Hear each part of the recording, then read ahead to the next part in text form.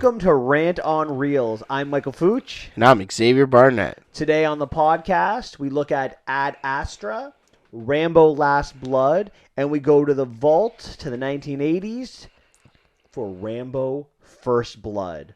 I'm really excited. Yeah, let's get her done. I'm excited as well. Also, guys, don't forget to like and subscribe. Listen to us on iTunes, Spotify. We're on SoundCloud. We're everywhere. Follow us on the socials too, at Rant on Reels and at what's your handle? Even though you don't post anything. Michael Fooch. Michael Fooch. And at Mr. Xavier Barnett. So just get to know us, and don't forget to leave a comment. Sorry we missed you guys last week. We had an emergency come up, and we had to not podcast. Yeah, it happens. I'm a little bit of a diva, and if I don't get a certain water, a little bit of a diva, Xavier. Yeah, I don't get a certain type of water. It has to be the specific kind. I will shut this damn show down. I got the water I need though, so we're good. How was your week, Xavier? Or your last 2 weeks? It's been good. Getting to find myself a little bit. You know what I'm saying? Find yourself? Yeah, find myself. Get lost in the art of football. Football. Yeah. I thought you were out of football this year. Like you're not doing any fantasy football, anything like that. No, I left the fantasy, but I've been watching some highlights. And I'm liking it. It's been good. Patriots got a big W today. Yeah. Tom Brady played like crap, unfortunately. Yeah, it happens. He's in his 40s, so the fact that he's been playing so long. Yeah. I got to see a couple of movies this week that we're not going to podcast on, like Abominable.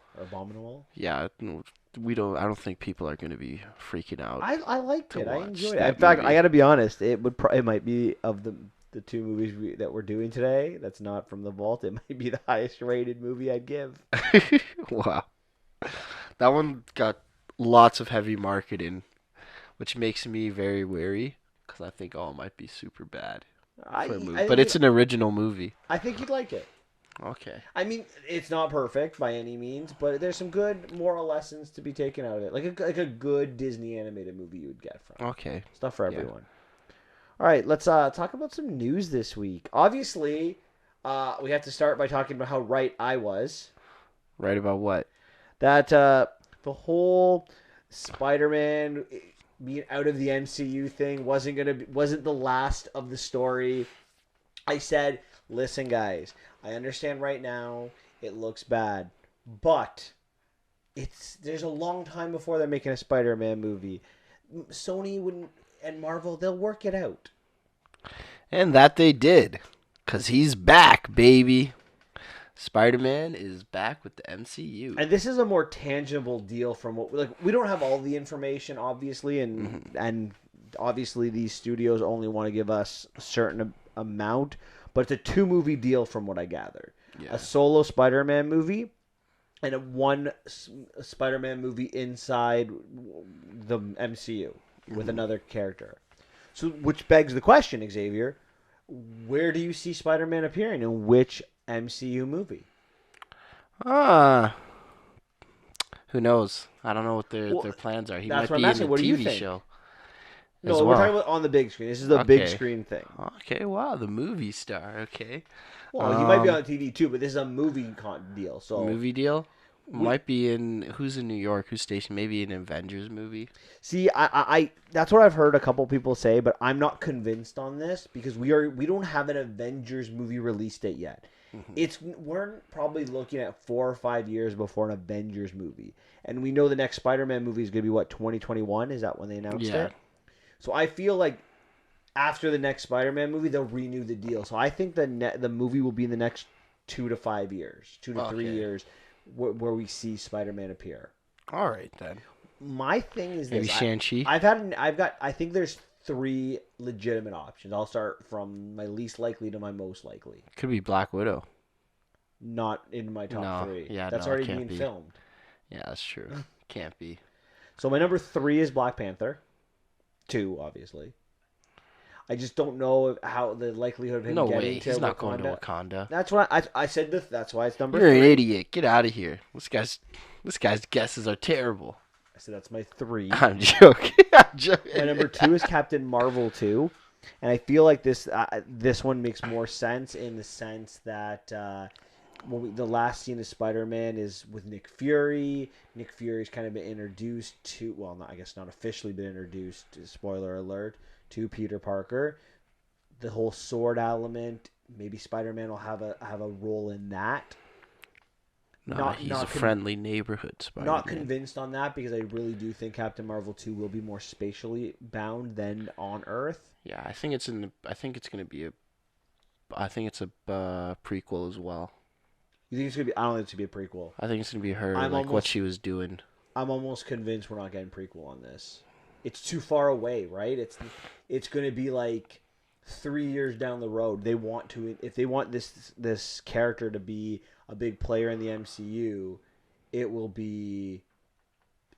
be used in the present. Okay, but I'm not convinced that my number 1 is Blade. That's where I think he's gonna be coming from.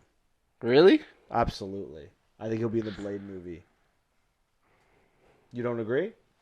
He's going to be in the Fantastic Four movie. That's not announced yet. He might be in that, but I don't think that's where he fits. I think the Blade movie makes the most sense. No way. Yes, it does. Why not? Because there's vampires and stuff. What, do you think that's how Morbius is going to be in there? Well, because they're already making a Morbius movie. Blade and Morbius were in the animated Spider-Man TV show. He was in the TV. Blade was in there? I remember Morbius. Maybe it was just Morbius, but I thought Blade was in there too. No. Yeah. I didn't know Blade was an MCU, like part of Marvel, until I got Marvel Ultimate Alliance, the first one. That video game. I was like, what? I think Spider-Man helps put Blade over, don't you? Blade over what? Like to help Blade make money. Blade made money before it was. Yeah, but before Spider-Man, there's a lot of Blade fans. I guess they don't even know it's a Marvel superhero. My top 3. Where are your top 3? I think that my top 3. He's going to be in Shang-Chi. Maybe the Eternals. But that's like the argument of your Shang-Chi is like my argument for Black Panther 2. Or maybe Doctor Strange.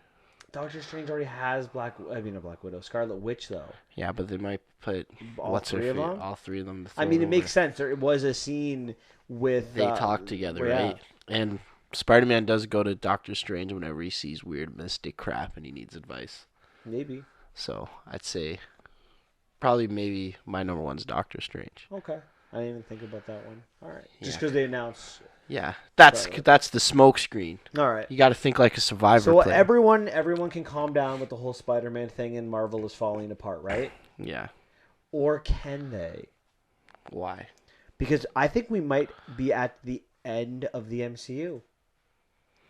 What do you mean? Well, I don't know if you know this, but last week there was a big announcement that had nothing to do with the MCU that could have everything to do with the MCU. What was the announcement? That Kevin Feige is going to be doing a Star Wars movie. Oh yeah. And there are rumors out there that Kevin Feige wants to control Star Wars. Ooh. And if he's leaving the MCU, no, he's probably gonna do both. That scares me. He can't do both. And the MCU is like a full-time job. Yeah. Especially with the TV shows, the movies. I think he still have a say. Because he has people working for him. It's not just him by himself. I know. You're right. I'm just saying, the biggest threat to the MCU was not Spider-Man. Kevin Feige is the guy who holds all of the... all my faith in the Marvel is with that guy. Mm-hmm. Fair enough. But speaking of that Star Wars movie, have you heard the rumor with Brie Larson that she's going to be the lead in the movie? And there's like a picture of her holding like a lightsaber at I don't know where it is, but it's like, did someone say Star Wars with the caption of with her in the picture? Like the picture's from like 5 years Kevin ago. Feige? Yeah, well that's the movie. And now Chris Evans wants a part of this movie. Ooh, Chris Evans wants to join. He just leaves one franchise to go to the next one. I thought he was tired of being in a franchise. But everyone wants to be in Star Wars. Star Wars is like, is there is there a more iconic franchise? This is kind of our conversation. Isn't that the side you took? Yeah. No, it's the side Dave took. Dave took the Star Yeah. Wars. Because I went Harry Potter, I went Marvel. You went Marvel. For its recent. But I remember, like, even think of like The Force Awakens, where Daniel Craig plays like a stormtrooper, and just like you wouldn't even know it's Daniel Craig. He just wants to be a part of it. Mm-hmm. I remember, what's her face who plays Nebula? Amy Pond. What's her name? Nebula. Which The Nebula? actress from the MCU. Oh, MCU Nebula. Oh, what's her face? The red-haired girl. Karen Gilligan. Thank you. I went to her Q&A a couple years ago at the Fan Expo in Toronto, and she's like, if I could do anything, I would be in Star Wars. But listen, I don't need to be a main character. Just put me in an alien suit. They don't have to even recognize me, just so I can say I'm a part of it. Wow. I feel like that's what Star Wars is, and what people think about it. Wow. We'll see. Anyway, You don't hear people saying that about Harry Potter films. No, you don't. So I guess it's not the most influential. We'll see in 20 years if Check what happens. and mate, sir. What? Take a look at our podcast where we talk about the most influential franchise. That got pretty heated. It's one of the very few times we disagree. Yeah. I guess which makes it interesting. Any other news that you want to talk about? No, I think that's everything. All right. Shall we get started? Yeah, let's get started. Okay. Well, the first movie I'd like to talk about is Ad Astra. I'll let you start with your opening thoughts, and then we'll go from there. All right, so this movie is interesting. I'm having trouble trying to judge it. So at times kind of seems lost, like a little bit lost. I don't know what well, I kind of have the message. It's pretty much a giant like love song. I guess the main character has daddy issues, and he's going through that. You know, his dad left to go get cigarettes in space and never came back. You know what? I mean, you make that seem like so basic, but that's kind of what the story is. Like, I mean, I can't really criticize it too much. That's what I took from it too. Right. And then so he's trying all his life, just to be just as good as his father, right? And what I really liked though is the visual effects were great. Brad Pitt's acting was obviously pretty good. So was Tommy Lee Jones.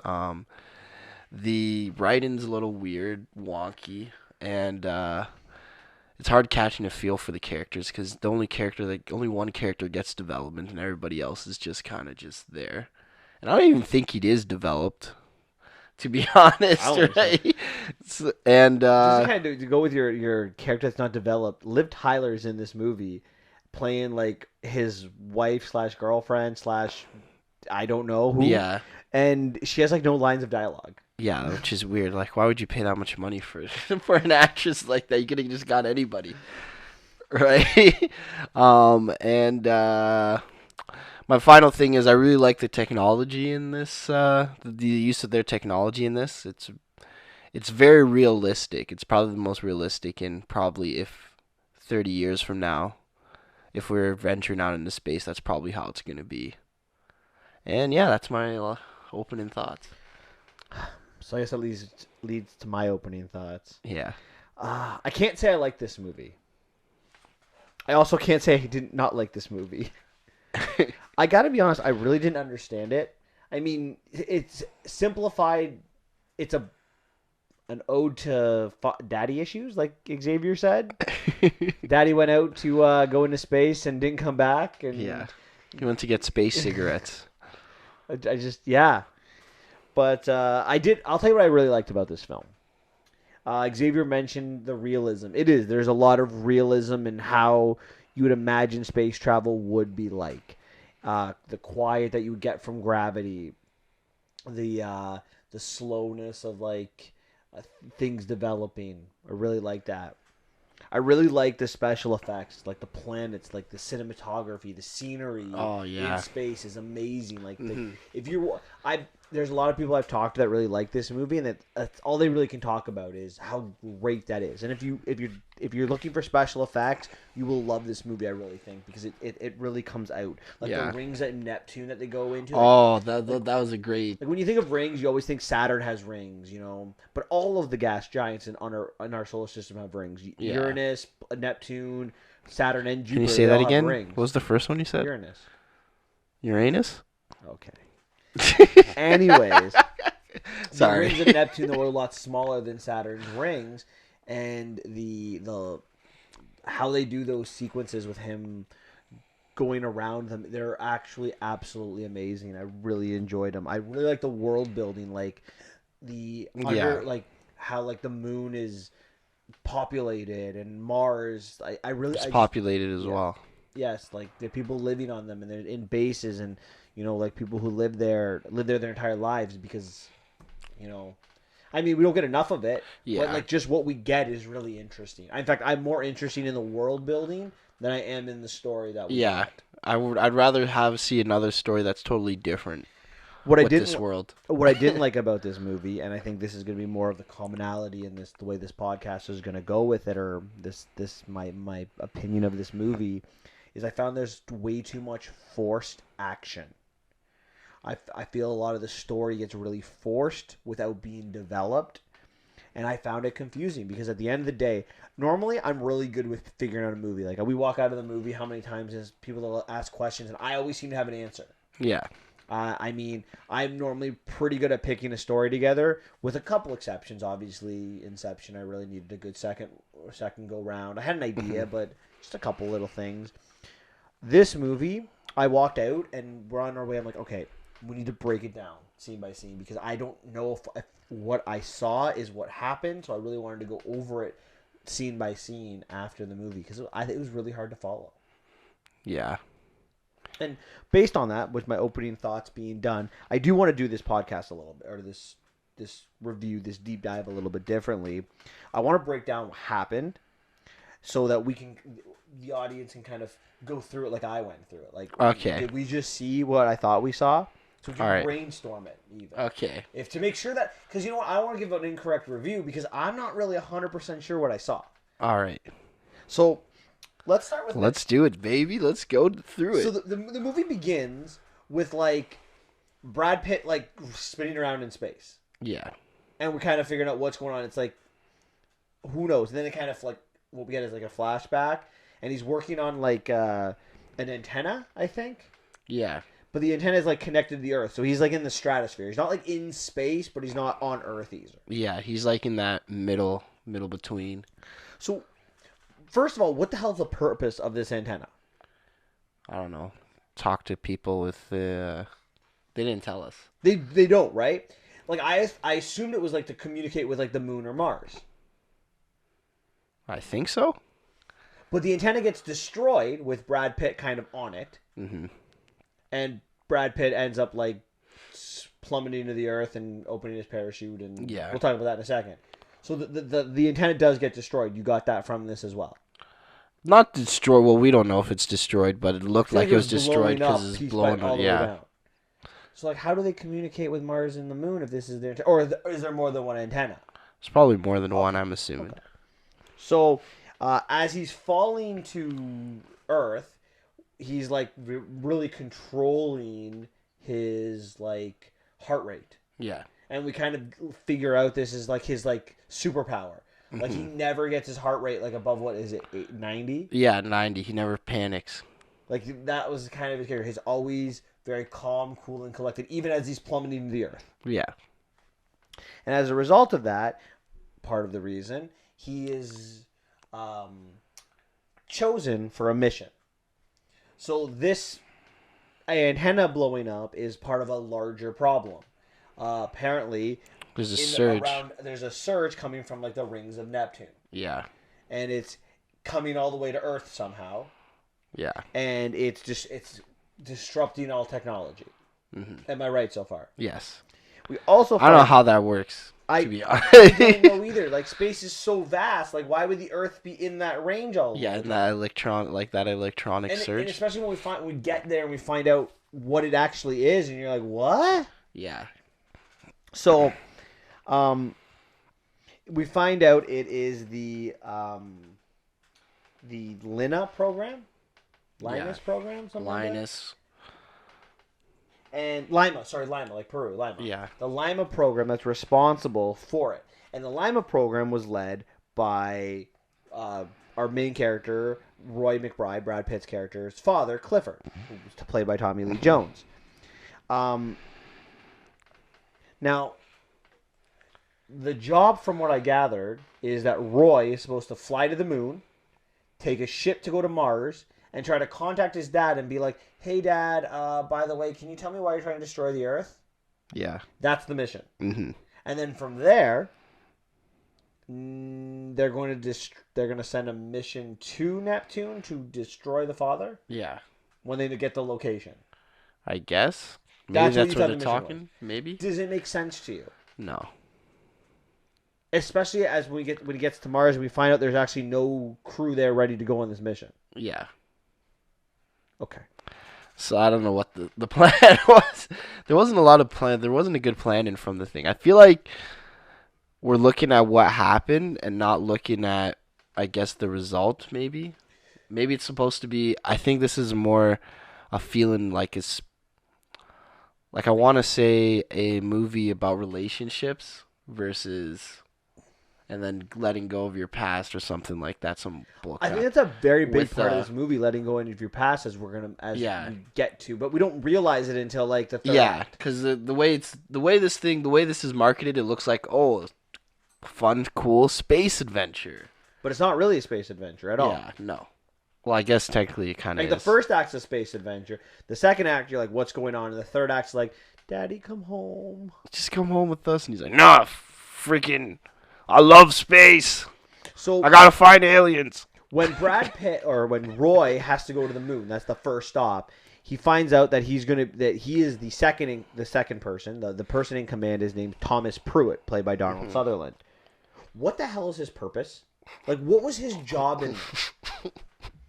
Because he gets to the moon, and apparently his heart rate's so high that he can't even get to Mars with him. He's like, I'm out.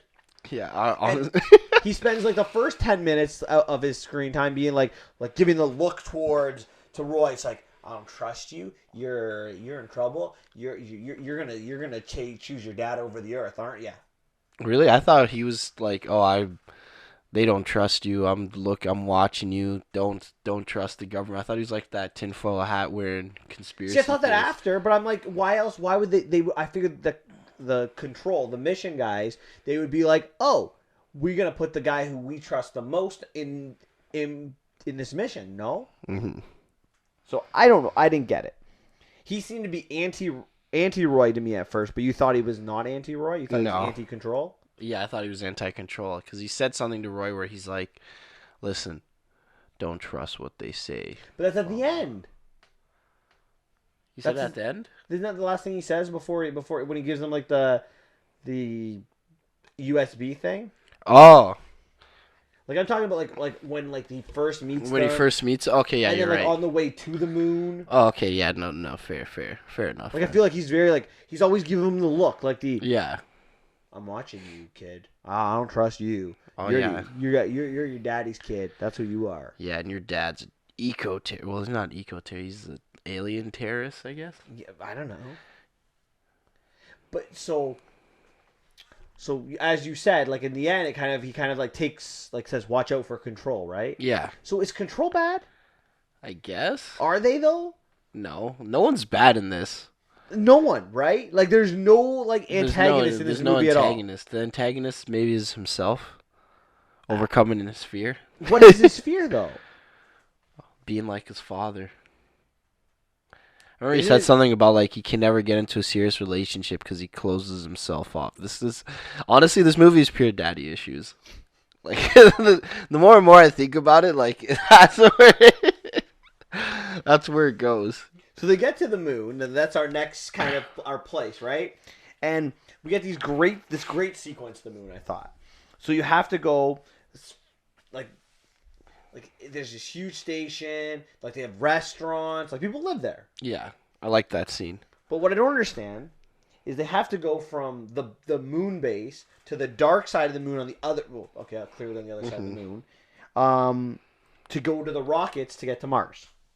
Yeah, because it's a secret mission. They don't Yeah, want why people. would they just send why would the rockets? So okay, before I get there, but on the way to this base, there are pirates all across the moon that come in and go after all of the transports that are trying to get to the base. Yeah. Why wouldn't they just land? Why would there be a military transport to go with that? I don't know. They didn't plan too far ahead. Plus, how do the pirates get to the moon? Like, I imagine it's really expensive to get to the moon. They probably were born on the moon. Because this is like, didn't some of them, like, were the one girl, she was born on Mars, so they're probably born there. To be a pirate, though? Born to a life of poverty. Plus, where do they get all of their, their resources to shoot at these transport ships? And, I get, Some countries are harboring them. But why would any country that has the technology to get to the moon and build this huge spaceship, space station, and can transport at will from the Earth to the moon, why would they need to harbor pirates? Because maybe they steal it illegally from other countries. I don't know if I agree with that. I don't. I'm just giving you. No, I agree. Idea. That's probably the reason, but it doesn't make plot sense. Yeah, it doesn't make logical sense. Like the whole idea of pirates, in the real world, is they're poor and they steal to make money, right, for their livelihood. But I feel like if you could make it to the moon, you would have money. No, maybe not. Maybe I'm making things up here. Mm-hmm. Yeah, because I don't know, what year is this film supposed to be set in?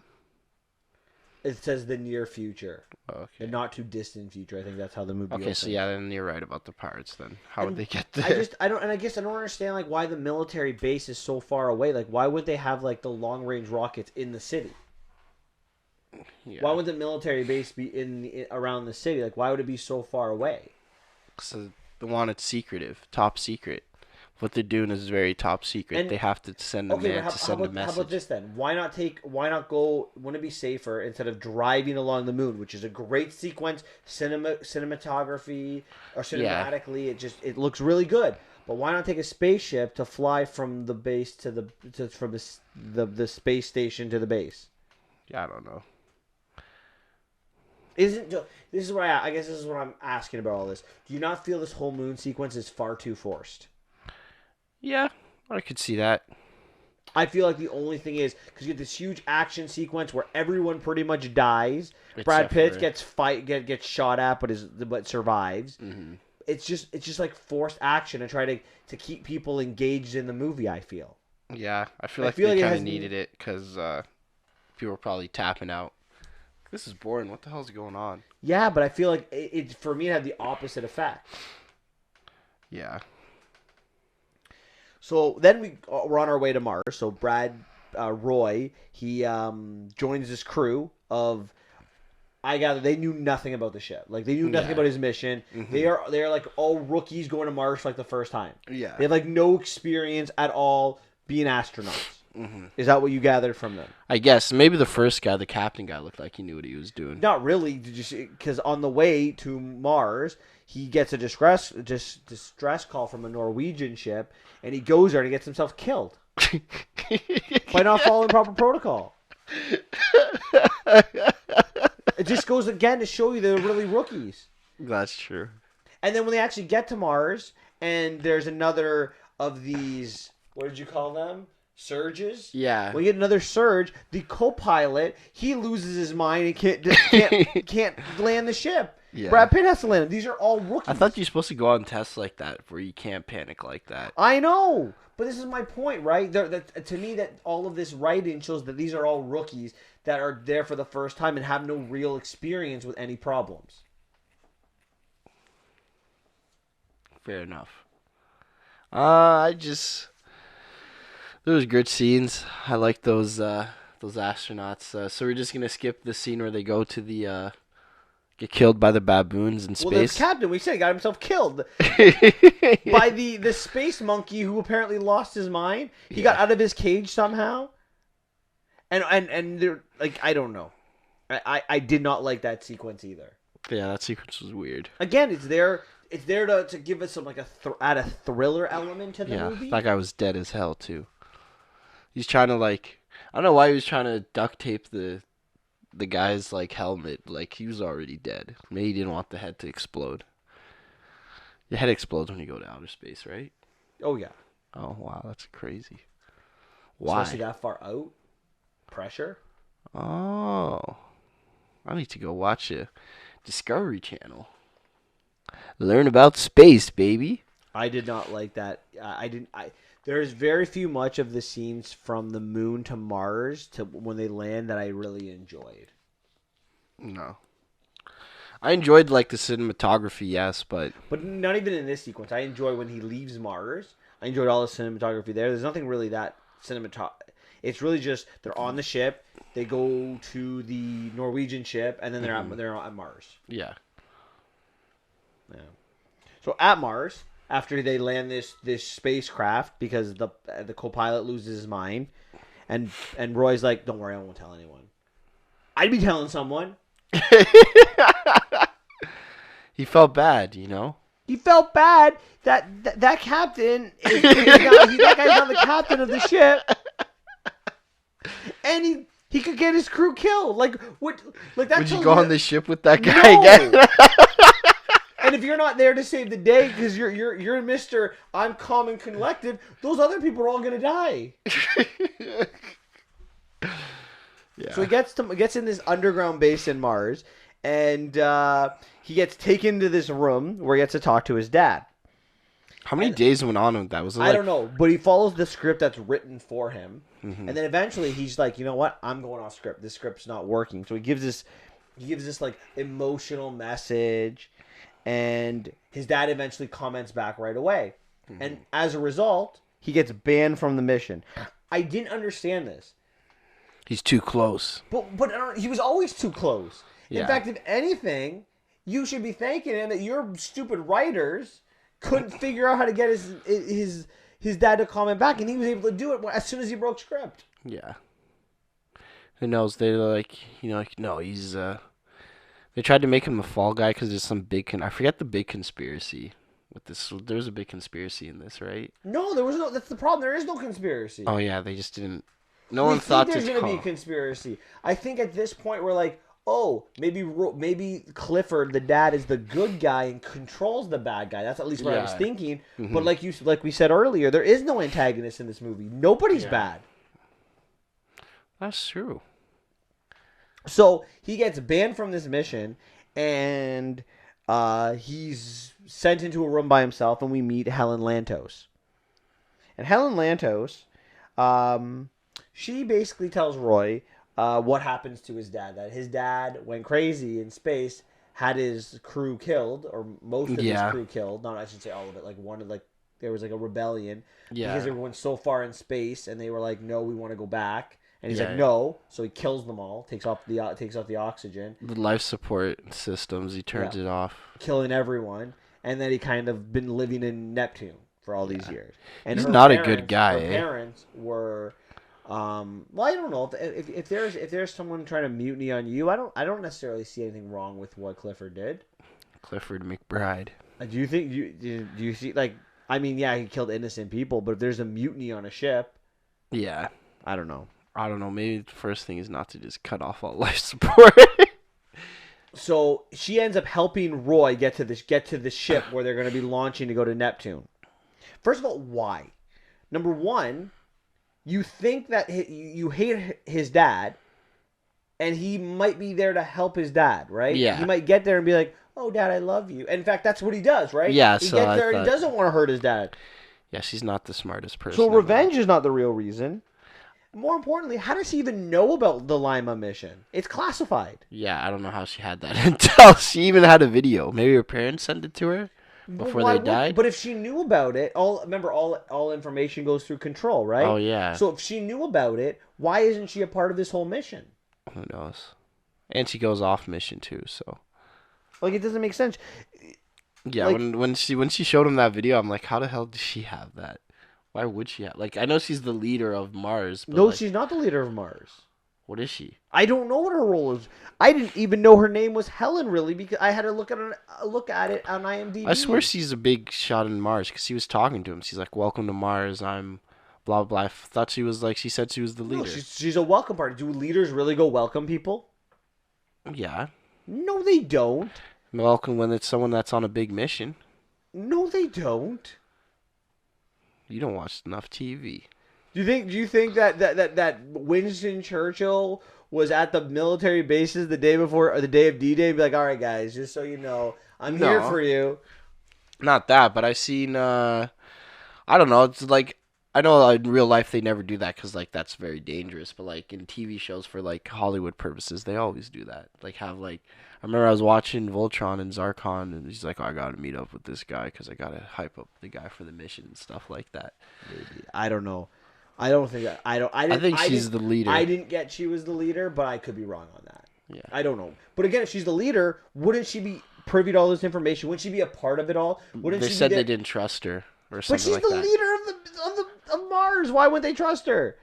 They don't trust because they're on Earth and she lives on Mars. To me, it doesn't make any sense. I swear it doesn't make sense, and that's their reasoning. That's why I thought it was weird. So she leaves him off at some kind of like a manhole, like a sewer. Yeah. And Roy goes into the sewer, and then he swims underwater to get to the rocket ship, which I don't understand. I didn't think Mars had water.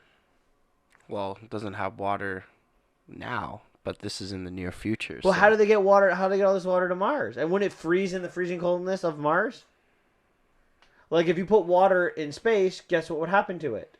It freeze? It'd freeze because it's so cold. So wouldn't it freeze in... I don't know the answer to this question. I am not a physicist. I'm not an astrophysicist. I don't have an astronomy degree.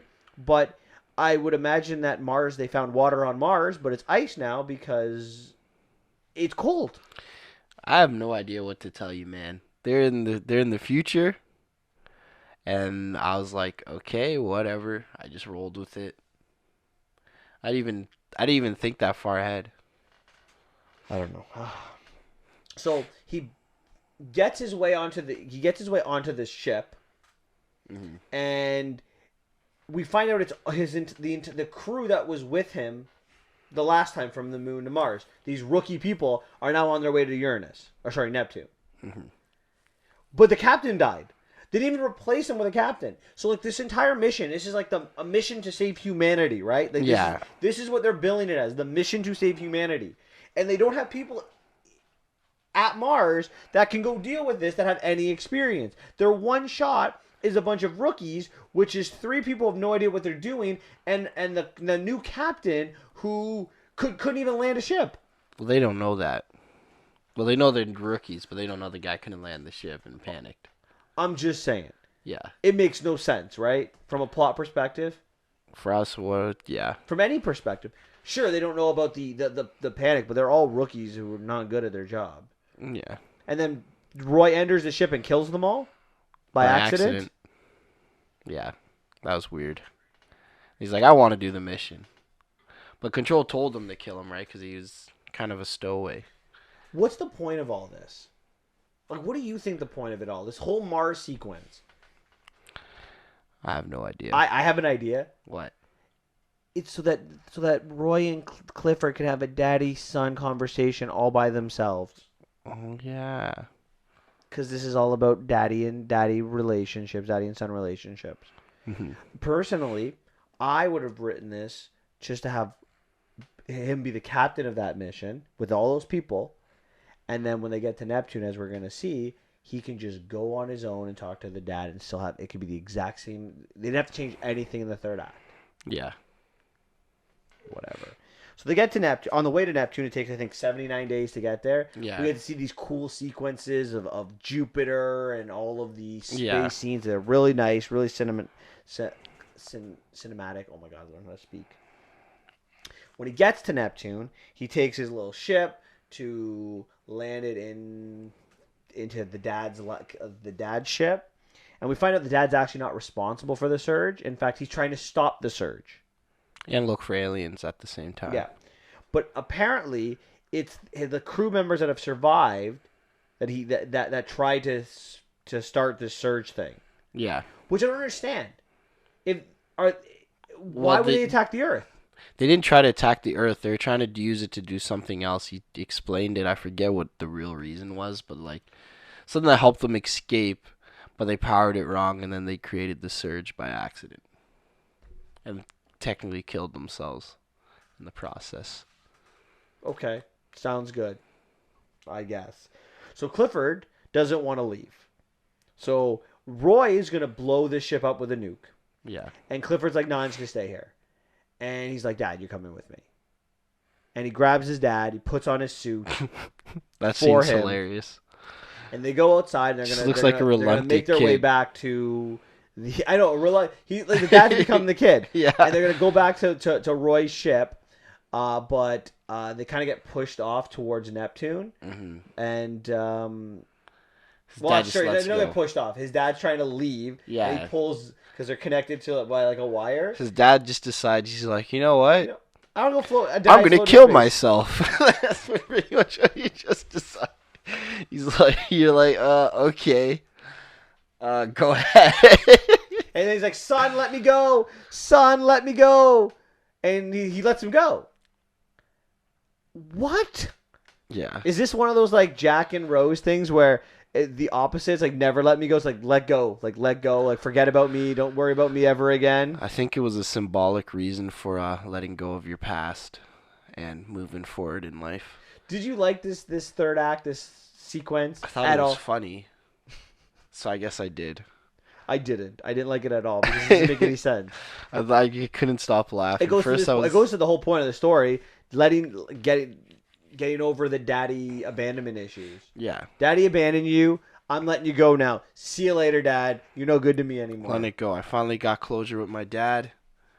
See you later. I killed 3 people to do this, but it's okay. 4 people.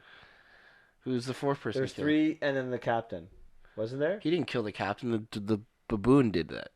No, sorry, the new captain. Like They didn't have a new was there captain. there was only 4 There were only people? 3 people Oh, on the ship. 3, Remember? okay. Yeah. It was the guy that didn't know what he was doing. Yeah.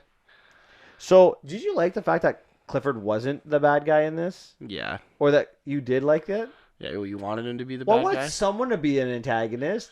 At least have a point in the movie. When I found out that that they created this just so again, it's just very forced, right? A very forced. I want my son and me to get together somehow, or the son and father to get together. So we'll create this fake surge that someone created by accident, just to have this one-on-one conversation. We'll kill everyone on this mission. We're going to kill for no reason. I think it was. Honestly, like I said, I think it wasn't about the whole. It's pretty much a relationship movie with a sci-fi cover on it. That's pretty much what it So is. I think the whole because then he goes home, and I think the whole point of this movie is that he doesn't want to be like his dad, right? Yeah. So he's going to start living his life now. hmm Okay, that you agree with that? Yeah. He goes back with Like, his wife. it looks Liv like Tyler. But so you took that from the just like I did. Yeah. So then why is the movie end with him going back into space?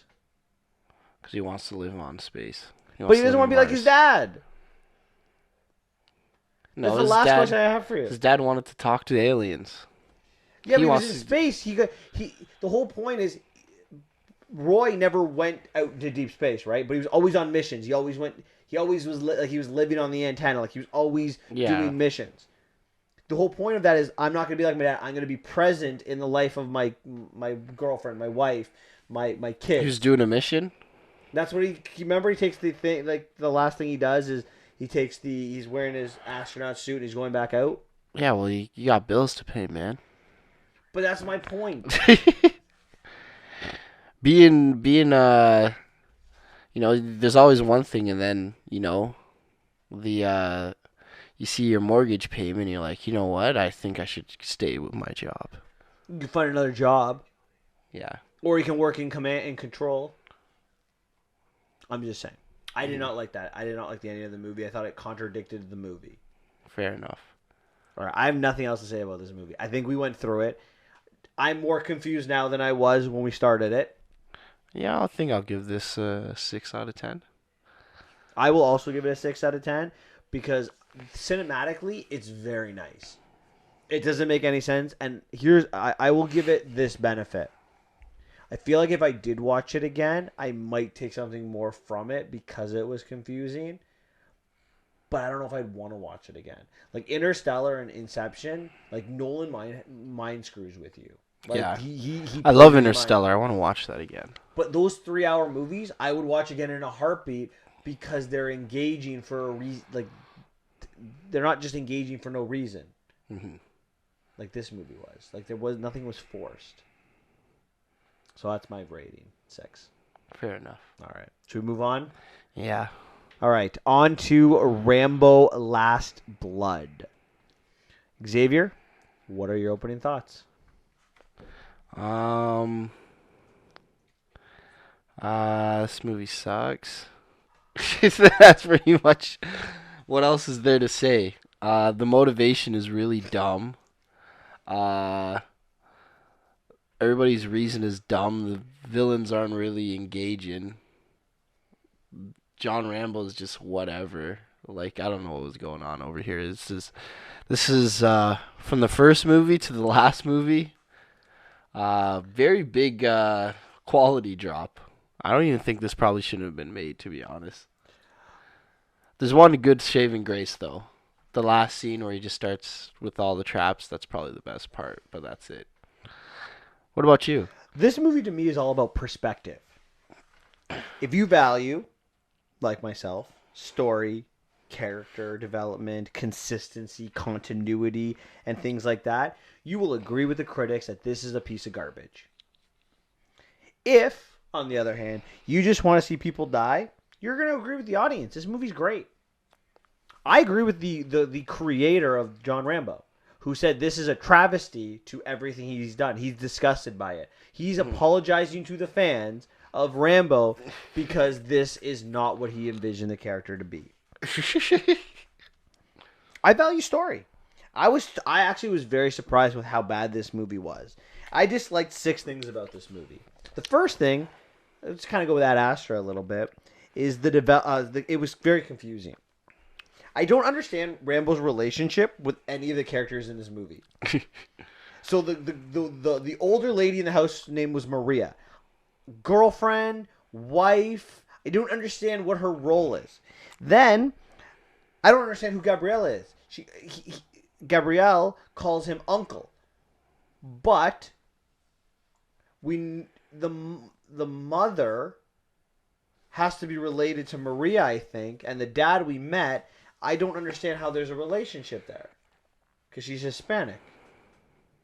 Isn't Maria Hispanic too? Yeah, but if Maria's the mother, if Maria's the grandmother, which is what I thought she was, that means the mother had to be Hispanic.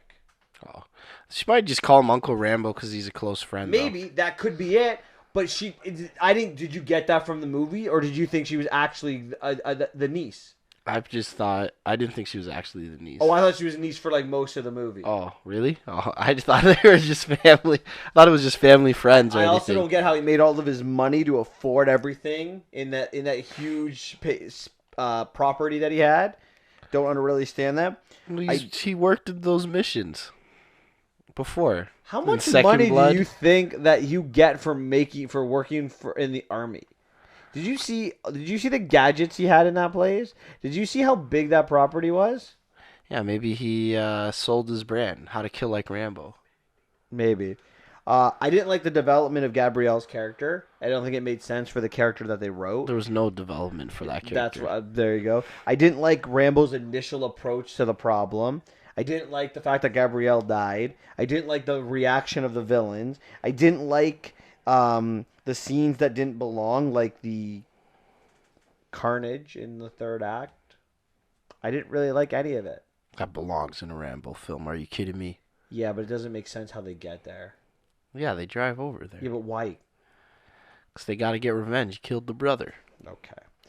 Anyways, that's my opening thoughts. I didn't like it. I didn't like it at all. So, let's go. Let's deep dive into this movie. So Rambo is living in Arizona at, I assume, his dad's ranch. It's his. His dad's dead.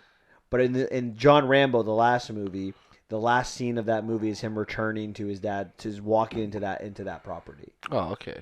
So I do not know where this comes from because there's no mention of family in the first 3 Rambo movies. So I'm not really not really sure where it comes from or why he has this property. Do you? No. So we meet Gabrielle and Maria, and I asked this question, who is Maria, but you think that it's just a family friend? Yeah. Why did Rambo let a family... Rambo's been a drifter pretty much since the 80s, right? Yeah. How did he meet these friends? From drifting. Drifting? You meet lots of people walking around. Pardon, sorry? You meet lots of people. People are talking over there and I can't hear you. Yeah, you meet lots of people rocking around, They're just walking. You're drifting. You're like, hello, neighbor. And then you see the one person. And then you're like, oh, you have a little conversation. And you're like, you know what? Come live with me, neighbor. And then they're all friends. Yeah, I'm not really buying into that. She calls him Uncle Rambo, but I don't really see it. Hey, one quick second. I think we have... They were taking care of the property while Rambo was away. Oh, it doesn't... It's family estate. They're taking care of the property. So Jerry seems to think that they were taking care of the property while Rambo was gone. So my question to Jerry would be very simple. Why wasn't that written into the movie? So how did you find that out? If you want to make stuff up just to try to come up with things, the movie doesn't actually say that. It's how it is. How did you... rat walking on top of a controller. It just is. They're taking care of the property. But why? Well, it's a big property. You always have people taking care of it. Period. Why would they be taking care of the property? I don't understand this. You're not going to let something go to stale. It's a huge property. You admit it. It's money. Oh yeah. Well, I'm people taking care of property. I'm sorry. There's nothing in the movie that suggests this. There's nothing. Would you not agree with this? There's nothing in the movie that suggests this. There's nothing, but you can leave things to open interpretation, right? Sometimes sometimes I don't like when the movie has to make you think for yourself. What do you mean? Like, there is nothing that says that Maria works at that property. What does she do there? What does Gabrielle do there? In fact, if anything, it's almost the exact opposite. I thought Maria and Rambo were an item. Really? The way they talked to each other, the way they interacted. What did Maria do on that property that made you think she worked there? What scene in that movie gives you that idea? That's my question to you.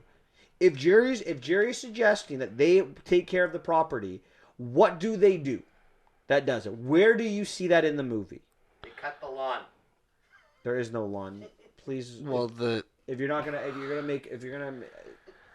I said, I just open it for interpretation, right? It's just. But where do you see it? I didn't see it. My interpretation was that Maria and Rambo were dating. Where's your evidence that that's not true? Yeah, if that's how you feel, then that's what you got from the movie, right? So you thought they worked at the property. That's what you thought? I didn't think they worked at the property. So what was your interpretation? I just thought they were just friends. Okay. So living there. This is the problem with the movie right there. This is why this movie is not very good. We have now had a conversation between 3 people that have 3 very different things of interpreting a movie and it's not just a minor thing. Gabrielle is the major part of this movie. There is no character more important in this movie than Gabrielle. Yes, he drives. She's the driving force. She's the driving force of the plot. So how is something this important not developed? This is it. What is it? What are they doing there? How is this not known? Who knows? Honestly, I was tapped out for this movie from. I was under the impression that when Rambo returned from Vietnam or wherever he was in John Rambo, and he started a life, he calmed down. We see him taking medication now. We see him. I thought he was with Maria, and Maria's granddaughter was Gabrielle. That's fair enough. And I think there's evidence in the movie to support that. Fine. The way that Rambo takes care of both of them. Yeah. And why would you only have one person working on this farm? Like if you're going by that standard, why is there's a huge property? Why is there only one old lady working on this property? How is there not more than one old lady working on this property? Because everybody left. They left for the holidays. Except for Maria. Oh, the holidays. Kidding. I'm kidding. It's June. No, it's August. Oh, I didn't even know it was August. Because she just graduated. She's about to go to university, right? Oh, yeah. So it's mid-August. Oh, I thought it was like... Oh, yeah, fair enough. I thought it was just maybe... Because didn't she just graduate? No, she was on her way before she went to university. Because they were talking about, their conversation they were having is, she was about to go to university. Maybe instead of that party scene, they probably could have had a scene explaining what the family was. Right? Absolutely. So vital to this movie. The entire movie's premise is completely gone. We're trying to get this idea that Rambo's now a horse trainer. Is that what he does for a living? He's digging tunnels for no reason except for to know that that's where all the action's going to be in the third act. There's no other reason that there's tunnels in this movie other than the fact that the whoever the villains are coming to his property. No point whatsoever. Then we never really truly understand what these tunnels represent. When they're like, did he say something like they're underground railways to escape something or? No, the Underground Railroad is not an Arizona thing. Arizona was not a state at the time. So I know that I'm getting a nod that Jerry's like, yes, it is, but the Underground Railroad is not PTSD. there. He's living still the life of a soldier. No, he's never lost that. That's why he's on the pills. That's why someone's taking care of his property. They work together. That's how Gabriel's going to afford to go to university. He's got money. Simple. Go forward. So I don't really see where the money comes from. But anyways, I don't think that the tunnels have to do with PTSD. Do you think the tunnels have to do with PTSD? I mean, it can kind of make sense to me a little bit. Why? Because when you have PTSD, you're always a little bit scared. Well, I don't know I can't even explain PTSD because I've never been through it, right? So I can't really say how it would affect him now that I think about it. But why build tunnels? Maybe he just thinks an enemy's going to come. Maybe he thinks there's going to be an invasion. That's more paranoia than PTSD. I don't know. I've never been diagnosed with that. It's a touchy subject for me, so I think we should probably move on a little bit. I don't know either, but I don't think that I didn't get that. Like, we're gonna talk about the first movie later on. His behavior in that movie is much more what I would expect with someone with PTSD. Mm-hmm. We see elements of it, like in other TV shows, what people go through. They describe what it is. Nothing what I've ever seen kind of relates to what I saw from this John Rambo. I've seen John Rambo now, and this is the 5th time I've seen him on screen. This is the first time I'm like, I don't know who that is. And I might get disagreements from over there, but you know who agrees with me? The freaking writer of the novel that the movies are based off of, who said, this is not my John Rambo. So if you guys can find out all your arguments for whatever you want, try to justify whatever you want. I'm just... this is after watching the movie, after making my own opinion, reading his comments, just justify what I'm saying. This is not the character he created. So you can create your own little beliefs behind it, but just know that's not what the writer was writing about.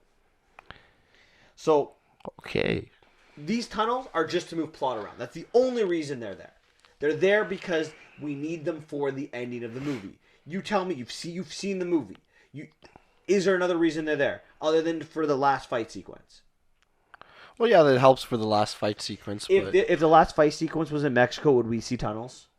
No. Thank you. They're there for the plot. If they were just there to explain my PTSD and this is what I'm doing, if there's a line that talks about how he's using this to kind of get his mind off his problems, and then all the action takes place in Mexico, then you're right. These tunnels are there for that.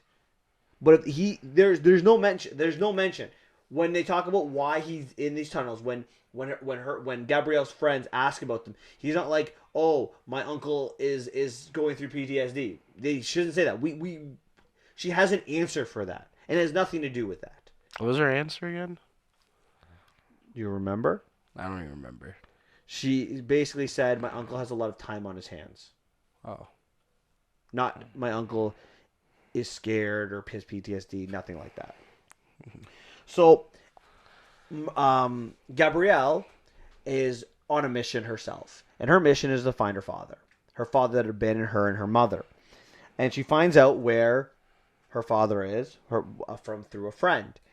And The sketchiest friend in the world. yeah, well, that we find out. So basically, Rambo's like, don't go there. And again, to give that kind of advice, I feel there was more of a relationship there than just someone who worked at my farm. Again, this is what I'm gathering, but maybe what do I know? I mean, you're talking about like a personal conversation and like really pressing. Like, you can't go. Like, you promised me, don't do this for me. Like, that kind of relationship is more than you work at my farm. I don't know. You tell me though. So Fair enough. Then Maria finds out. She's even harder on this girl, but she decides to go to Mexico anyway. She gets abducted because her friend sold her out to some kind of people who sell women into sex slavery. You like any of this scene in the Mexico where she goes? No, that's kind of disturbing. I hated that scene, to be honest. I was like, I didn't like the friend. I didn't feel like the friend and her would be friends. Like the way they develop Gabrielle for the first 15 minutes of the movie is she's like the goody good kid. Yeah, but you always had the one friend like that you were friends with in middle school that kind of went down a different path.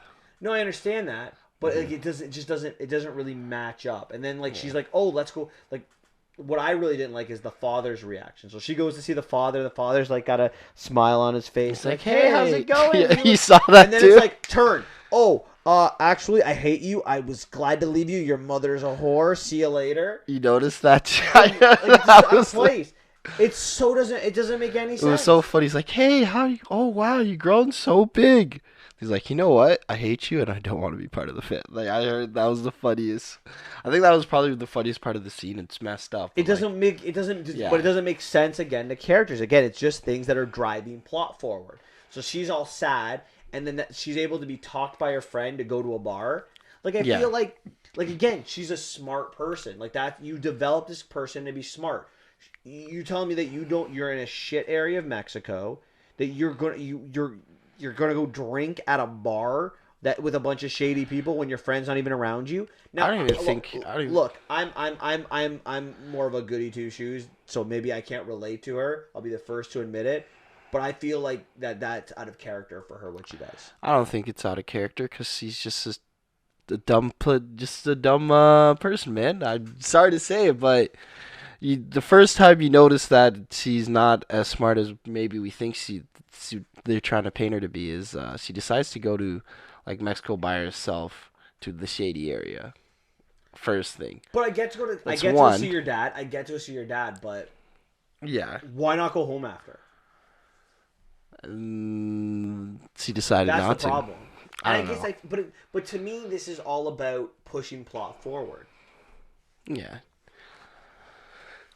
Fair enough. But, yeah, I think her character is just stupid. I don't know if it's a smart character. Oh, it's definitely a stupid character. But it's not the character that we saw in the first 15 minutes. It's changed.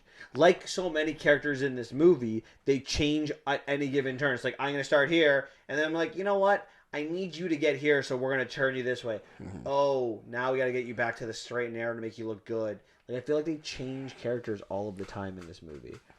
I don't know. Okay. So she's now working at a whorehouse. And she's being trained to be sexually subservient to men. Yeah, and getting drugged. So this leads to Rambo arriving. And when he gets there, he's very, very loud. Very loud, right? He goes to see the dad, pushes him against the door, then goes to the friend, then goes to the bar, where he just pretty much breaks the guy's arm, like stabs him in the shoulder. And then he walks into this drug circle surrounded by people and gets beat up.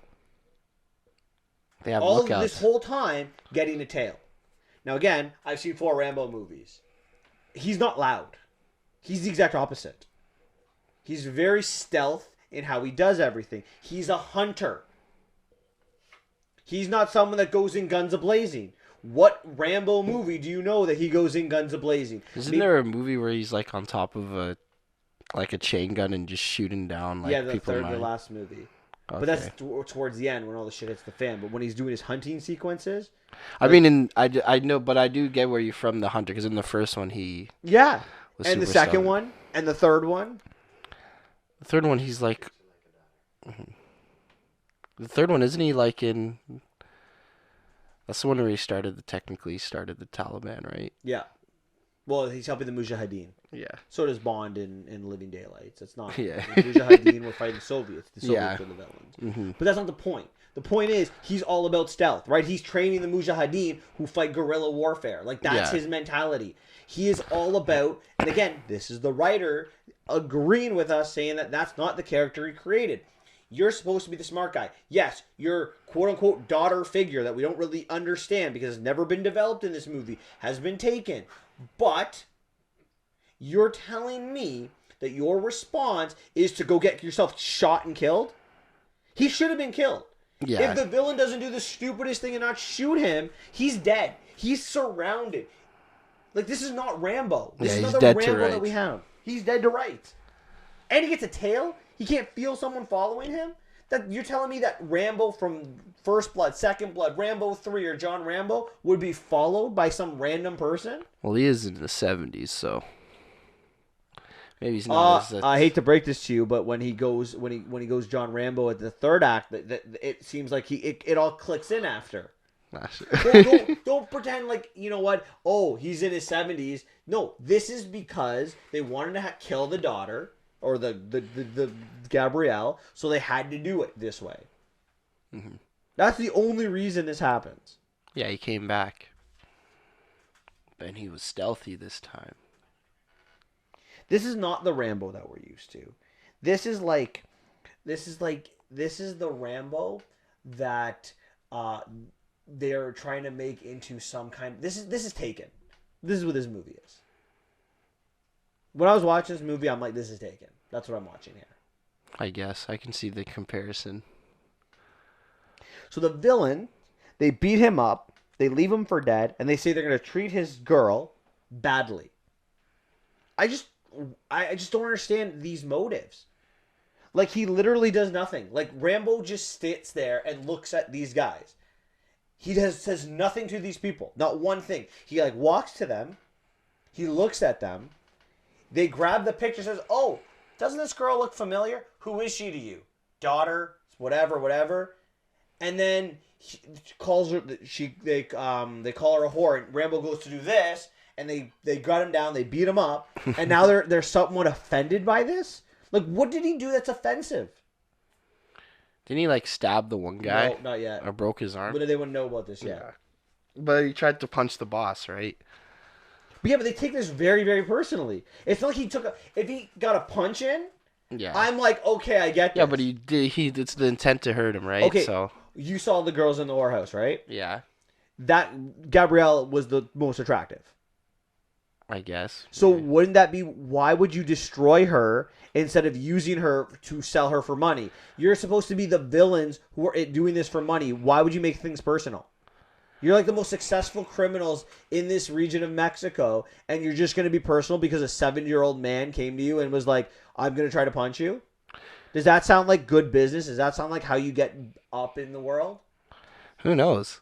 I mean, it's a 7-year-old man. Do you care? Plus, like, people are going to pay. They always find, like, they'll find someone else better, right? So I don't know. I feel like that's a lot. That there's no point in someone, like, there's no. They don't see those people as human, right? That's what they said. You're right. They see them as what? They see them as money. Yeah. So why are you going to get her addicted to heroin and not sell her? Why are you going to waste your product? Why are you going to waste your training to not make any money?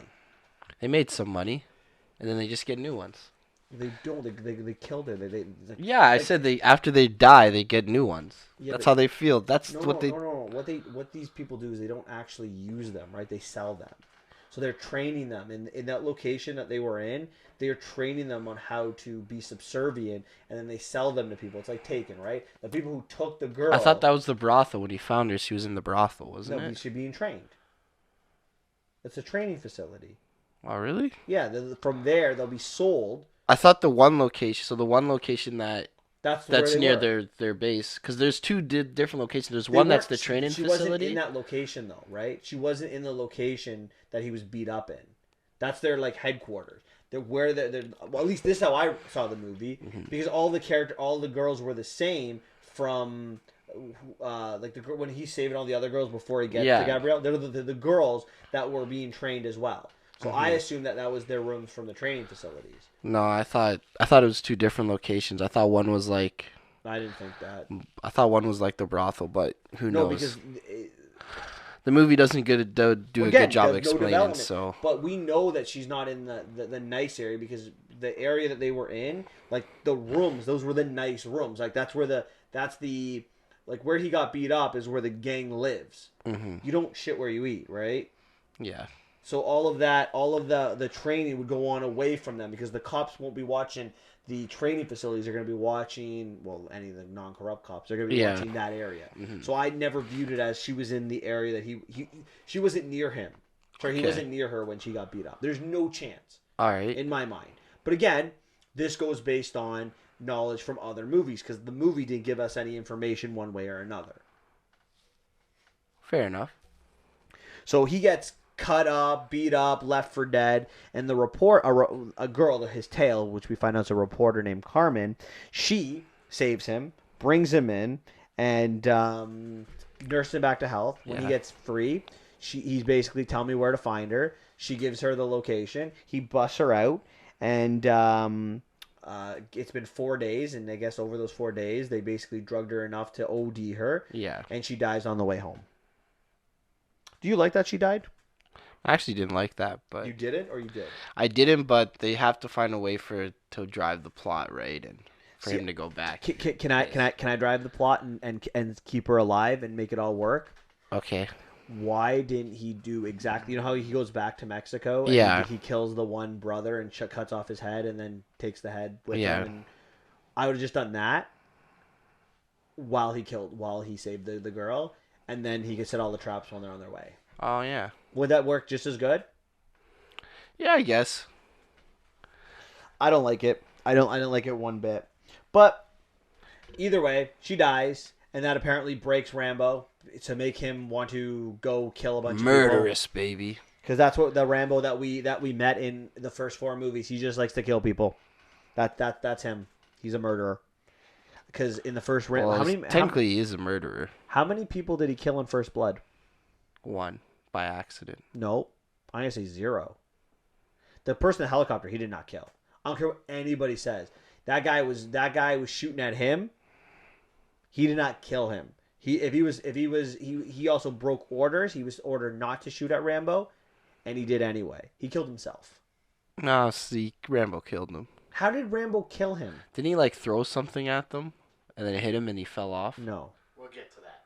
No, he was in the helicopter, and Rambo either shot at the helicopter or whatever. The helicopter went to turn, and he fell out. Oh, see, so yeah, he did kill him. How did he kill him? He was in he didn't shoot him. He shot the helicopter. At it.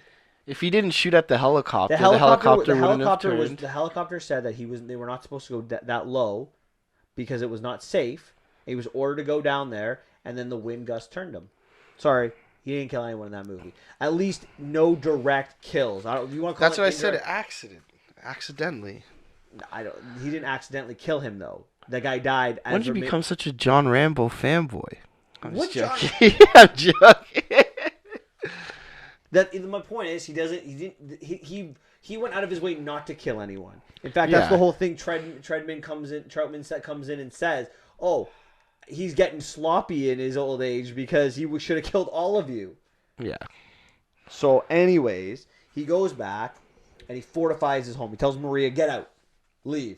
He fortifies all of his tunnels. He fortifies his barn. Tells his horses to leave. He drives back to Mexico. He kills one of the brothers and all of the other... They don't even show that scene, which is kind of sad. I know. But whatever. He just goes into the shower and then see the head. all of them are going to... They cross the border and get all of their weapons and come to his place. Do you like the... Did you like that sequence? Like, the reason for the vengeance? The reason for the vengeance, or Yeah, they're taking an army of men. Like they took an army of men. There was like probably 30 to 40 men that they brought across yeah, the for border. cartel, baby. They got to teach the 70-year-old the lesson. Yeah, because It's about you bring respect. 30 to 40 people to kill a 70-year-old. They don't know who John Rambo is. They don't know his. Yeah, but think about it, right? It's a gang thing, right? You don't want to be seen as weak because your leader just got killed by a 70-year-old. Hold on.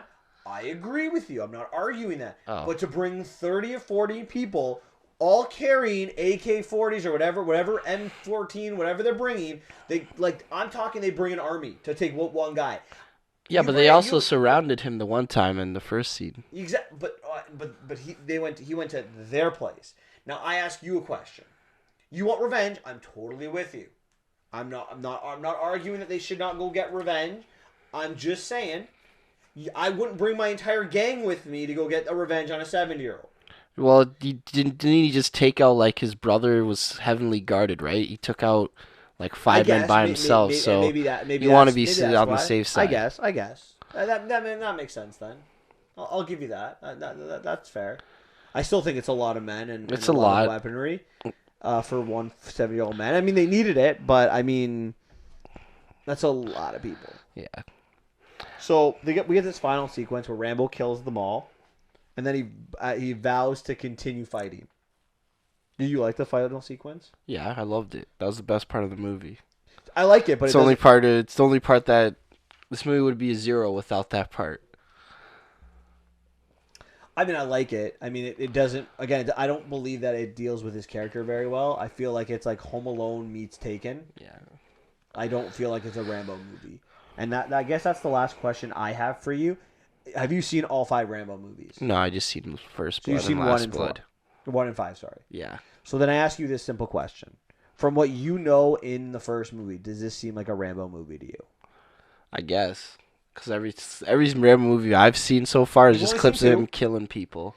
So I've seen the first one. In the first movie. I know in the first one he doesn't, but I've seen other ones like in the fourth one, the second one, and the third one. I just asked you how many you saw. You said you only saw the first. I said clips of the first. No, you can't say clips because the clips are going to show you certain aspects. Yeah, but those are the best parts of the movie. No one goes to a Rambo movie for the plot. Except for the first one. But the second one. The second and the third one are good plots. The fourth one's not very good. It's all about the action, baby. You try to see the killings. My problem is, I'm not going to lie, like, this movie, terrible, terrible, terrible. Like, the story, the story about the family, I did not care for. I didn't even pay attention to that. I was like, when does he start killing people?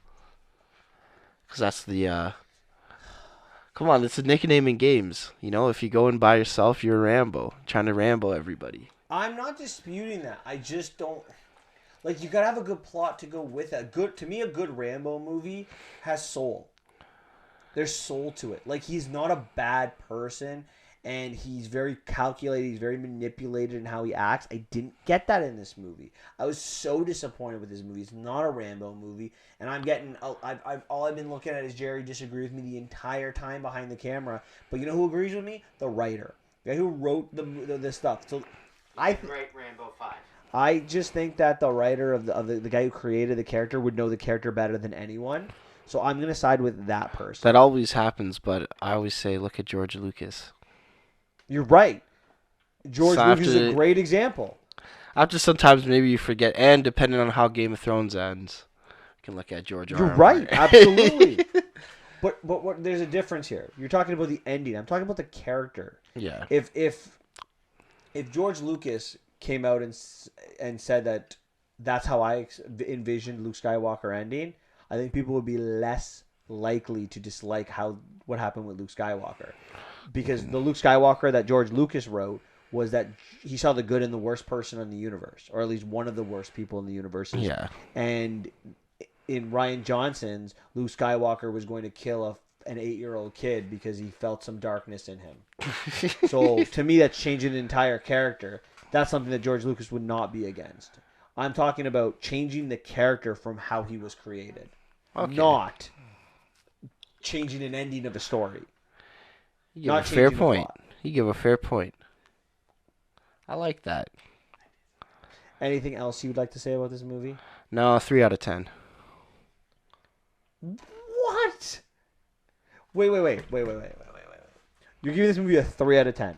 Yeah. We've been on this podcast for the last 30 minutes talking about Rambo Last Blood. You've defended it. I have criticized it, and I'm giving it a 4 out of 10. I didn't defend it. I was possible? just trying to explain. I was just trying to explain the. Yeah, but you were take. I was. Would you not argue? Would you not agree that I spent the last 30 minutes destroying this movie? Yeah, And would but you I not say thought that it you was. Would you not say that you spent the last 30 minutes kind of defending it a little bit? I'm just More so explaining than I some have? motivations. I hate it So for different I reasons want to than know you'd hate what, it for. Tell me why you have a 3 then. Okay. Because I'm giving it a 4 out of 10. Because I will agree with you. The action sequences were still good action sequences. They were enjoyable. When he rips out that guy's heart at the end, I liked it. Yeah. I got no issue with that. But that's not. But as a movie, it's horrible. It's a failure. It's a 4 out of 10. Okay. But you're giving it a 3. So 3. where's your? Give me your criticism. Rant My on the criticisms. hatred. Okay, that's super easy, man. Like I said, no one goes here for the Rambo movies for the action. The action's great. It's amazing. That's the only thing. The reason why it's 3. Everything else about the movie is freaking terrible. And I was playing devil's advocate anyways. Okay, well, but- you better tell people you're a devil's advocate because you were defending it. Yeah. So anyways, tell our audience that everything I said is completely correct. I don't agree with everything you say. Okay. Like I said, I hate it for different reasons. I can't agree. The acting was terrible. Whoever played Gabrielle, terrible actor. The Maria, these characters I'm supposed to care about. I don't care about any of the characters agree. on this. Because no one's developed. That's my criticism. John Rambo, like, first of all, he's 70 years old. And you really think a 70-year-old is going to really beat up a bunch of guys, even with a bunch of traps? No. We would have got... This movie would have ended at the first 15 minutes when he was by himself. He would have got shot in the head for trying to punch the guy out. Honestly, a lot of characters were used just to drive the plot, blah, blah, blah, whatever. Just, movie sucks. And that's all I have to say. Okay. That's it. There you have it. I said it at the Xavier beginning was of the movie. more critical of this movie than I was, even though. I even said in when the you play open back- thoughts, if too. If you decide to play back this podcast and you listen to our review and you had to make a bet and who do you think gave it a worse review, I bet you would have said me. But Xavier was more critical at the end of the day. Yeah, I said at the beginning, I was like, this movie sucks. I agree with you. I said it sucks too. I'm not arguing that it's not Yeah, good. okay. I'm just saying the action is all. The only thing I like about the movie is the action. Yeah. And then we like what other things do you like about the movie? You said we hate different things about it. I only like the action. I hate everything else. So Damn. what do you like sorry, what do you hate that I like? You Or just the other way changed around? it. You changed it on me. Because I only like the action and hate everything I know, else. that's what I said. I said that in my opening thoughts. I literally had no nice things to say about it. I criticized in this film, as we went through this review, I criticized everything about this movie.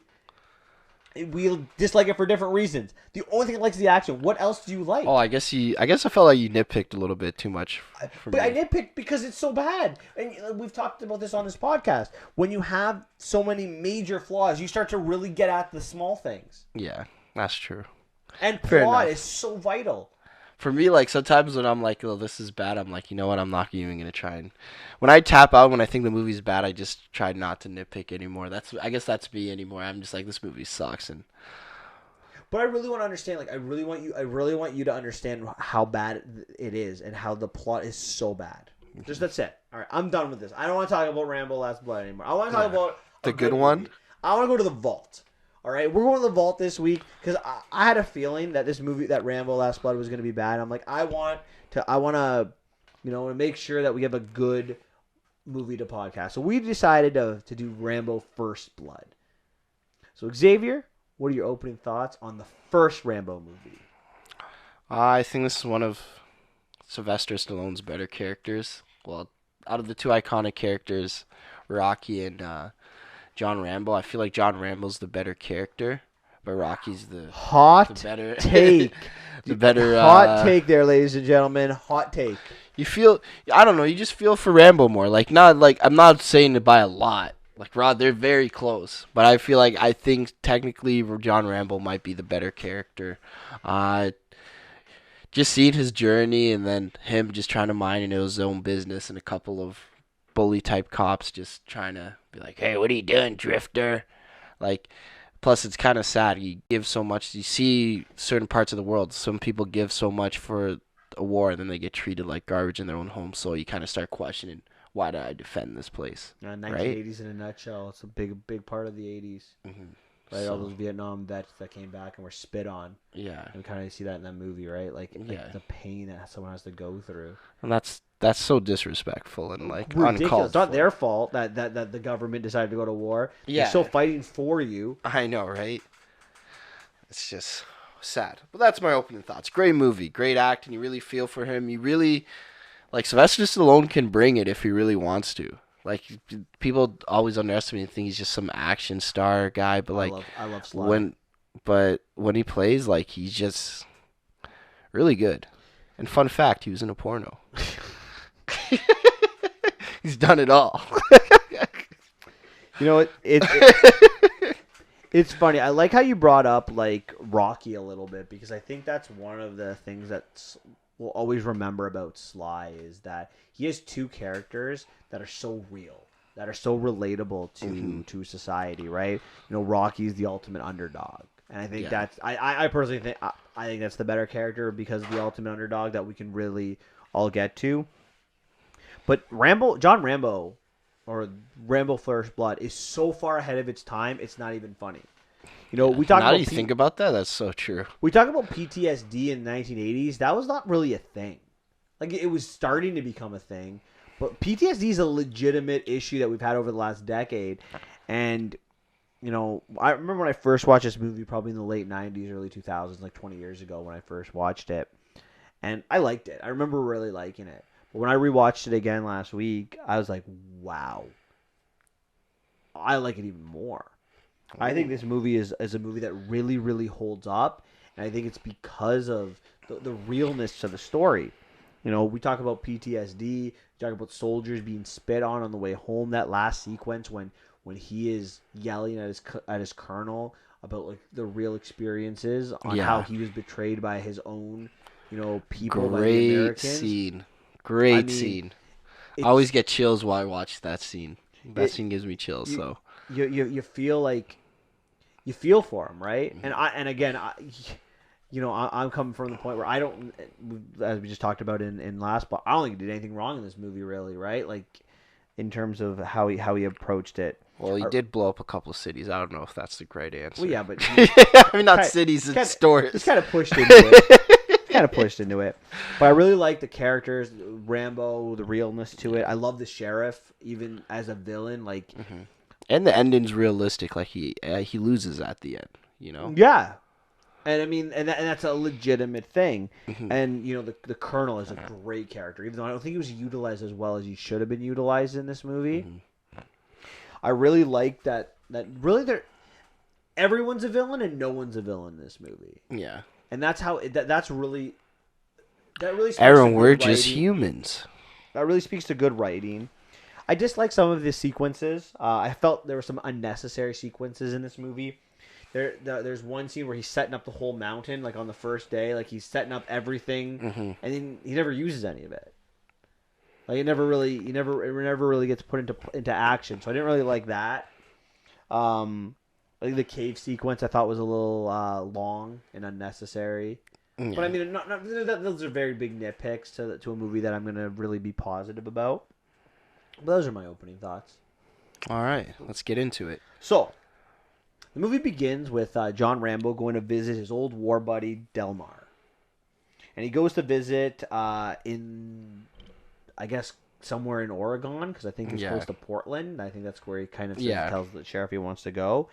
And Delmar dies of cancer. Why do you think that the writer/the director chose to start the movie going there? Like, what do you think the purpose of that is? Just to show, because it's his old war buddies, he feels alone. Just to see how alone Rambo really feels, right? He's trying to see old friends, and I couldn't agree more. And isn't this the best way to start this movie?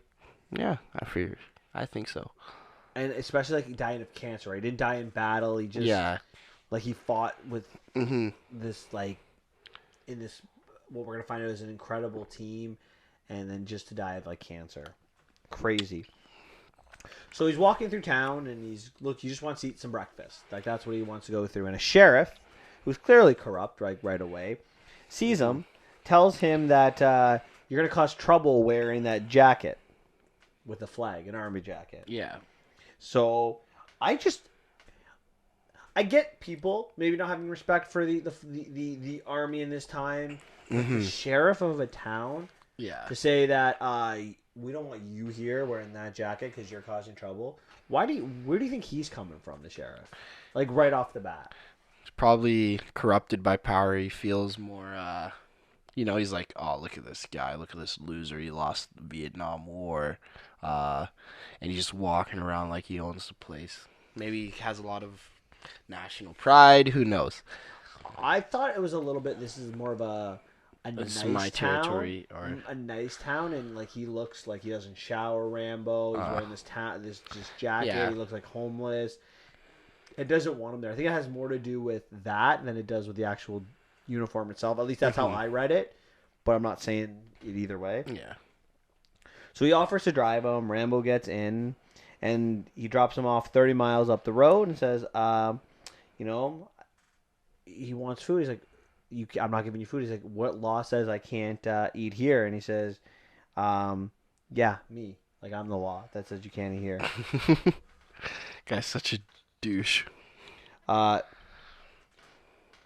then later on he says, you don't ask the questions around here. I do, like to Rambo. Yeah. We don't take drifters, things like that. It's a quiet town, boring. I think this is all aspects to why he does what he does.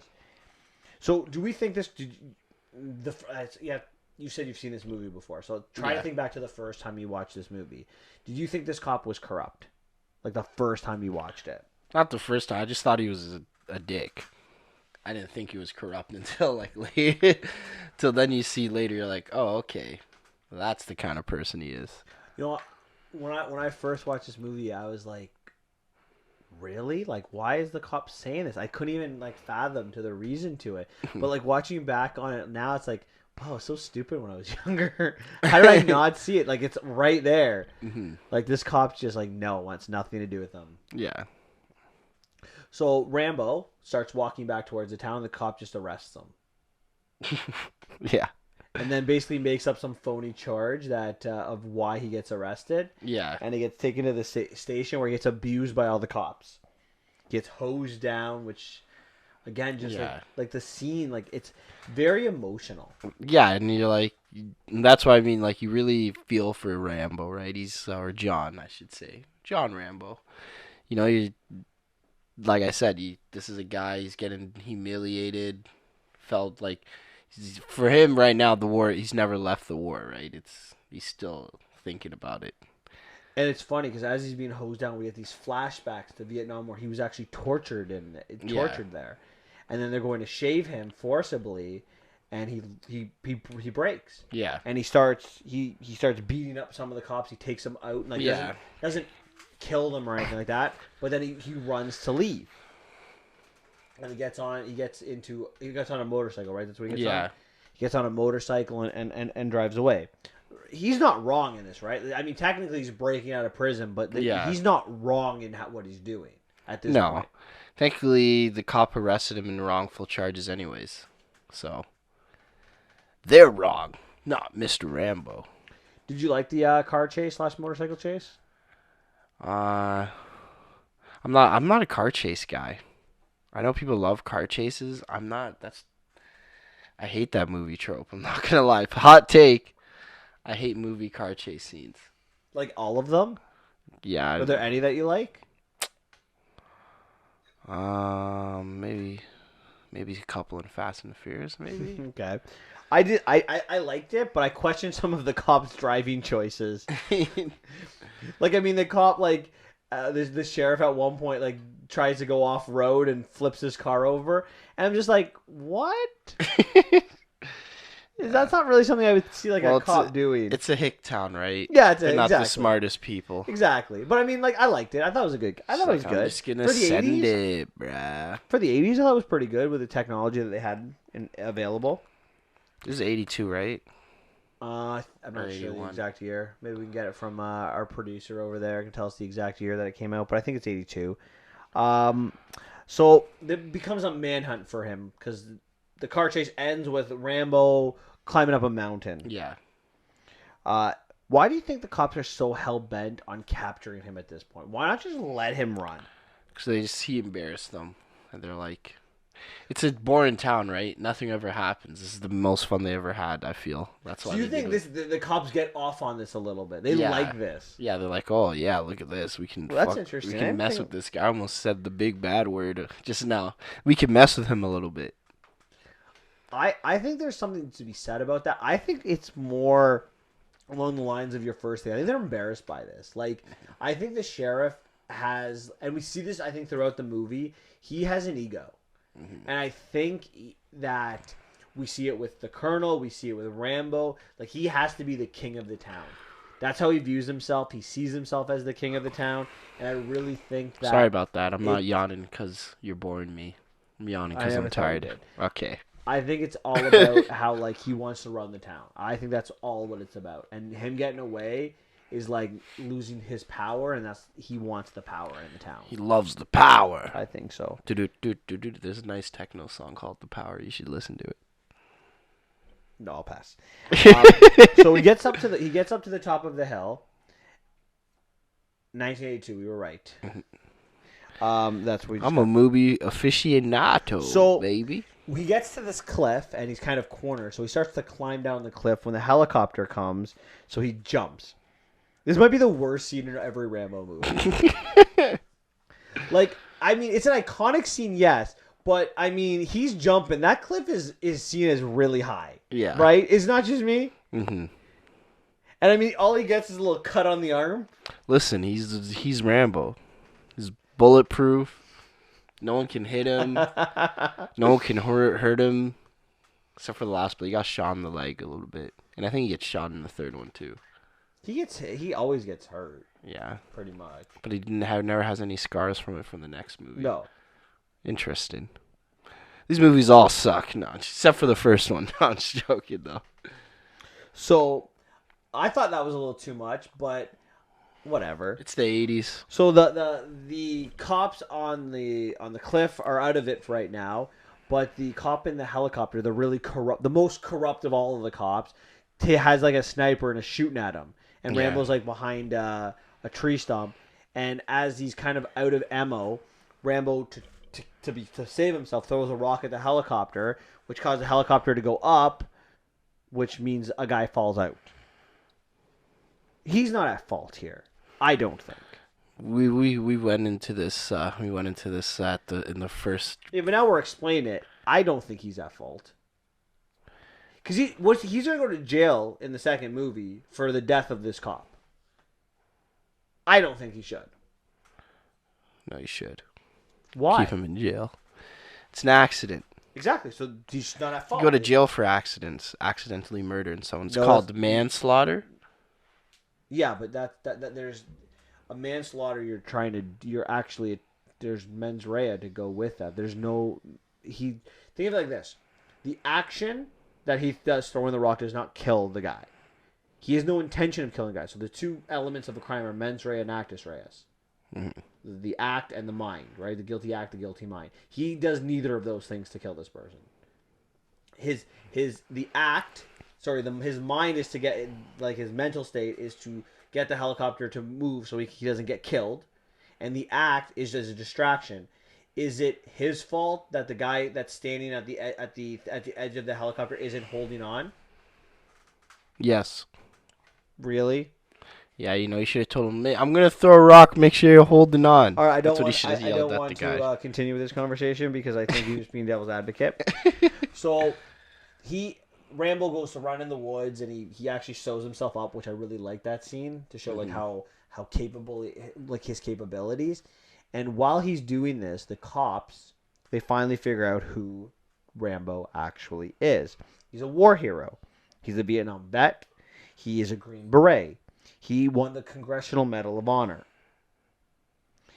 And the sheriff says, we are going to kill him for killing the corrupt cop. Do you think at this point the cop should have just been like, okay, we should probably leave him alone? We should probably leave him alone. Yeah, it's a snowball effect, right? They keep biting more and more that they can chew, and then they start thinking maybe I shouldn't be a part of this, but no, they keep going and going. But again, this goes to, I think, the ego of this sheriff, right? I think it all comes back to that. And now it's Rambo's turn to fight back. So at night, as all these cops are walking in the woods, he takes them out one by one. And I gotta say, the one scene I hated the most in this entire movie, the one thing that turned me against Rambo and made me think he belongs in jail, is not the sheriff. Sorry, not anything he does to these cops. He only wounds them all. He doesn't kill any of them. Just all wounds. Mm-hmm. I don't think he kills the one corrupt cop, but he does kill 3 dogs. And to me, that's a no-no. I know that is a no-no for you. That's a no-no. You killed 3 dogs. The dogs didn't have a choice in this matter. They were forced by that one guy to go after him. He could have. You know what? I always think of like good like action movies where like there is like a killer dog, like Lethal Weapon 3 or something like that. The big tough guy who always kills everyone finds a way to defuse the dogs without killing them. I feel like this was a bad. I'm not a fan of Rambo for this. In all 5 movies, this is the absolute worst thing I think he does. I guess. I mean, everyone's entitled to their opinion. I'm not a big animal person, so I can't. So you're telling me you have nothing wrong with him killing the 3 dogs? I mean, sometimes you gotta do what you gotta do to survive. It's the circle of life, baby. Wow. That's all I can say about that. Okay. What are you supposed to do to the dog? Subdue him? I Knock don't him know. out? Figure something out. He's Rambo. Knock him out? I don't know. I'm just saying. I think that's I don't think that scene flies in 2019. I think that, yeah, no, that scene. Well, actually, no. There's still scenes of animals being. I have a killed question all the for you. time. Name me another movie, any action movie where the hero kills a dog. Oh, Name me another one. Any movie in the history of film. I have to go back. I'll find one. I challenge you. I challenge anyone over there who is listening to give me a scene in the last. I want to say last 30 years, since 1989. So 1990, we'll say, because we're almost since 1990, where the main character, the hero, kills a dog. Because I don't think it happens. What about an animal? Well, no, because like a spider or anything like that. I'm talking about dogs. Not a spider, like dogs are man's best friend. Or I'm saying that I'm going with dog. Okay. Because Mel Gibson didn't kill one in Lethal Weapon 3. We kill any humans we want. We don't kill dogs. Anyway, I digress with this. I'm getting off topic. So the last person, after he takes them all out, he goes to the sheriff. He holds a knife right to his throat, and says, "Listen, let it go. Let it go." Takes the knife away, and leaves.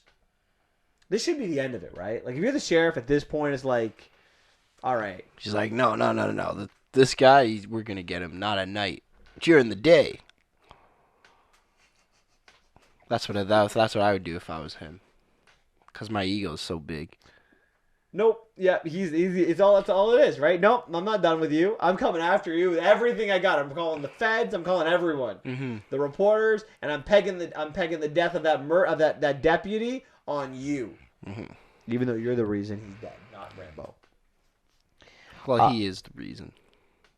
Not Rambo, the guy that did it. The funny part is one of the cops that were injured come up to the sheriff, and when he's talking to some of, I guess, the FBI or whoever the head of the police force that's there, says that the cops were actually bad to Rambo. Like he admits to him there too, which I find really interesting. That guy lost his job. Oh, for sure. And then after that, Colonel Troutman appears, and he basically says that I'm not here to protect Rambo. I'm here to protect for you from Rambo. Says that Rambo was the best he's ever trained. Now, the sheriff doesn't want his help. Yeah, because he's an idiot. Right? How do you not... Like, when I saw that, I'm like, what's wrong with this guy? No wonder he's not very successful as a sheriff. He just comes as the dumb sheriff dude. With a little bit of power that gives him a raging boner. After about 4 minutes of convincing him, finally, the colonel is able to talk to Rambo, and tells him, tries to calm him down.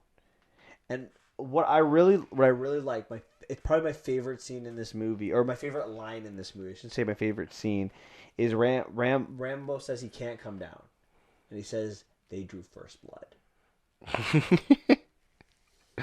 I mean, yeah, sure, it's the title of the movie, but I think it goes to show everything, right? He didn't want this. The cops did this. The cops drew the blood. The cops pushed me into this. I do not want to be here. I do not want to be on this mountain. I want to be going to wherever I just wanted to eat some food, man. Do you think that Rambo makes the right decision not listening to the colonel here? Honestly, it doesn't matter. The situation's way bigger than it has to be. Oh, it's way bigger. Yeah. So Rambo uses this time to fortify his mountain, right, to make sure if anyone figures out where he is. So they go on this manhunt, and they really never get any of this, like all of his little traps. They don't get set like they will in other movies. But Rambo gets cornered into a cave or a mine because he doesn't kill a little kid because he's like that's hunting with his dad. Yeah. So like they all corner him in this mine, and they're going to use a bazooka. Yeah, which is why. Right? That's overkill. Thank you.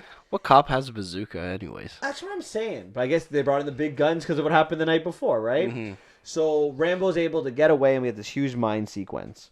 He makes fire. There's the rat scene, which was really gross. Yeah. I don't like rats. Ew. He's able to escape. He steals the army truck and tells the guy to get out, which I think is a mistake. Because that guy just runs to the next guy and says, "Oh, Rambo stole the car." Yeah. I've taken that car and left. He then blows up a gas station and goes to this and starts taking out the power in all of the town. Mm-hmm. And while all the cops go to the gas station that he blew up, he goes to the police station where the sheriff is waiting for him on the roof.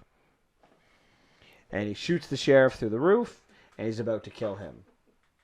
Except for Troutman stops him at the last second with the best scene in the movie where he breaks down. Yeah. People hate him. They spit on him. All of his friends are dead. He goes weeks without talking to people. And then he gets arrested in the end. Mm-hmm. Are you satisfied with this ending? I think you already kind of said you are. Yeah, I'm happy. I like the ending. It just goes to show, it makes you feel for the character, and sometimes talking about your problem solves it instead of drawing first blood by throwing rocks at a cop and killing him by accident. That's not the first blood. First blood's them trying to arresting him technically. The last blood. It's pretty much. No, it's first blood because he's dead. I'm not 100% satisfied with this ending. I don't like the fact that he goes to jail. I don't think. I mean, okay, technically he does bad things. I'm not gonna say he doesn't. He blew up a gas station. But I think he's justified in doing that. Oh, okay. Just because you're justified doesn't mean he can't go to jail. You're right. But here's the thing. If a cop's trying to kill you and you kill a cop, will you go to jail for that? Probably. No, it's self-defense. What if you're a criminal? Okay, sorry, if you're a criminal. Sorry, if he's trying to kill you for no reason? So let's say let's say that you're just walking down the street, a cop pulls you over and goes to shoot you for no reason, and you shoot him back. Are you going to go to jail for that? Who knows? Probably in this day and age. Well, I don't think in this corrupt town. Oh, no. In this corrupt society. Hamilton's corrupt? Is that where you're going with this? Yeah. Honestly, got the tinfoil hat. You're probably not, right? Probably, but you never know. So that's my thing here. Is I'm like, the cops are all trying to kill him. He's just trying to survive. I feel like, yeah, he caused damage and. But he assaulted. Yeah, it's tough. I don't know. I don't hate the ending. I don't hate the ending. I shouldn't say I hate the ending. I just don't love it. It's actually a really good ending. I think it's more biased. I think it's more like you're biased because you like Rambo. Yeah, I think that's what it is. I think I wanted him to win in the end. Yeah, but he killed the 3 dogs. So why you shouldn't even be upset? What the hell's wrong with you? I know. Hypocrite. He killed dogs. It's because nothing you say makes sense anymore. He should be in jail. You're right. But you know what? You know what it is? I think it's if it was only one movie, I'd have a different opinion because I've seen him in 5 movies now. I've seen the character develop. Like I watched the first 3 Rambos the week before the John Rambo came out. Like that was the first time I saw it. So whenever John Rambo came out, like 13 years ago, like 20 years ago, wherever it was, that's when I watched all of them. So it's not like I didn't have a time to watch a movie, wait 5 years to develop a hate for killing those dogs. Okay. Maybe that's why. But it is Fair hypocritical. enough. You're absolutely right. Do you know how the book ends? How does it end? The book ends with Rambo dying. Oh, really? Really? Oh, yeah, he kills himself, right? No. Troutman kills him. Oh. After he kills the sheriff, so everyone dies. Okay. I think Troutman gets either shot too, and I think all of them die like at the same time. Oh, okay. But Troutman's a little bit different. Are you more satisfied with the ending of the movie or the book? Probably ending of the movie because then we get the other ones. I like the movie better because no one dies. Yeah. I like that better. I think it makes the story better. If he dies in the end, I think it takes away from the story. But the book I can see, but I kind of like that ending too with the book, just because it shows like I don't know. I guess I'm a sucker for like sad endings, you know. Oh yeah, no, absolutely. So that's so I find I might like that ending too. I'm thinking about it. The more and more I think about it, the more and more I'm starting to like it. Oh, I think it's a very good ending. I like the ending in the movie better though. I think it works. I think it works better.